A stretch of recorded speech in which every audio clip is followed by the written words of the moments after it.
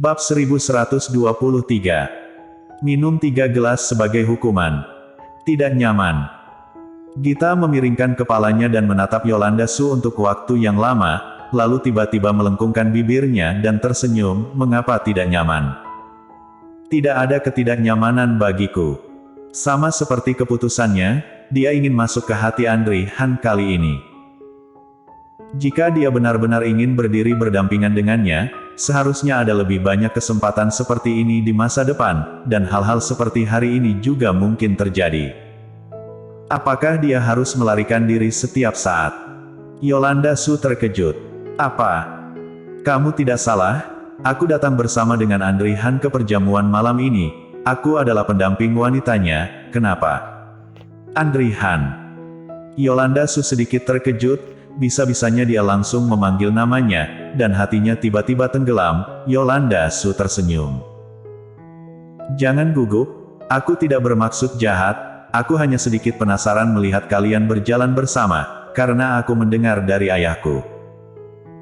Dari dulu, Cheo Han selalu menghadiri jamuan makan tanpa pendamping wanita, jadi kali ini aku terkejut melihatnya.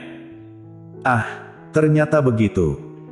Gita juga menunjukkan senyum ramah seperti dia, dan berkedip, aku pikir kamu ada di sini untuk mencari tahu tentang sesuatu.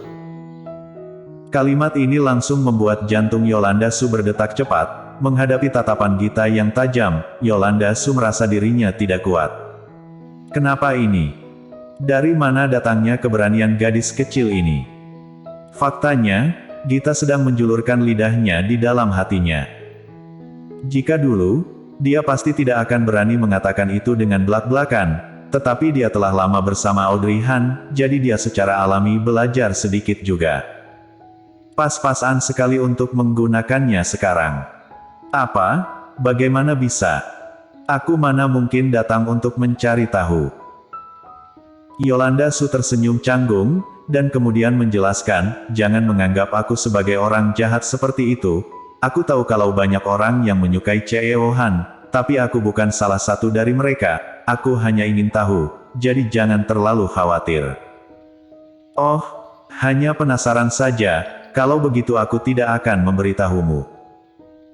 Gita memberikan senyum manis dan polos, lagi pula kamu hanya penasaran, jadi tidak masalah kalau kamu tahu atau tidak. Yolanda Su. Kata-katanya terdengar masuk akal, dan dia tidak bisa membantahnya.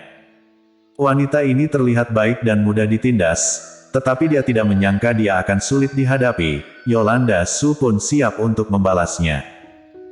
Suara langkah kaki yang tegas tiba-tiba datang ke arah mereka. Setelah mendengar suara langkah kaki itu, Gita pun memandang ke arah mereka, berpikir apa ada orang lagi yang datang untuk merusak ketenangan di sini. Namun, keheningan di sini telah dihancurkan oleh wanita di depannya, meskipun sangat menjengkelkan, itu jauh lebih baik daripada berada di perjamuan. Melihat Andri Han dan tuan rumah perjamuan datang, senyum licik di wajah Gita menghilang tanpa jejak, digantikan oleh tatapan polos. Melihat perubahan ekspresinya yang begitu cepat, Yolanda Su memandangi orang-orang yang datang, lalu menarik napas. Ternyata Cheo Han yang datang. Kenapa Cheo Han bisa datang ke sini? Cheo Han telah bertemu dengannya sebelumnya, dan dia pernah berbicara dengan Andri Han. Jika Andri Han datang saat ini, apakah dia akan merasa kalau dia datang ke sini untuk membuat masalah? Agar tidak menimbulkan masalah bagi keluarga Su, Yolanda Su hanya meliriknya secara sekilas dan kemudian menarik kembali pandangannya, lalu berkata kepada Gita, aku tiba-tiba teringat ada urusan, jadi aku pergi dulu. Lalu dia bangkit dan meninggalkan tempat itu dengan cepat. Gita. Dia menatap ke arah Yolanda Su pergi, dan ketika melihat dia berjalan, dia sepertinya tidak tersesat sama sekali. Dia ingin mencari tahu tentang Andri Han, tetapi begitu dia melihat Andri Han datang, dia malah kabur. Nah, ternyata Andri Han memang mengerikan. Memikirkannya, Andri Han dan tuan rumah perjamuan sudah berjalan ke depannya. Melihat banyak piring kue kecil yang ada di depan Gita, tuan rumah berkata sambil tersenyum, sepertinya aku akan memberi pembuat kue bonus malam ini. Tadinya Gita masih memikirkan Yolanda Su, tapi begitu tuan rumah berkata demikian, wajahnya tiba-tiba memerah.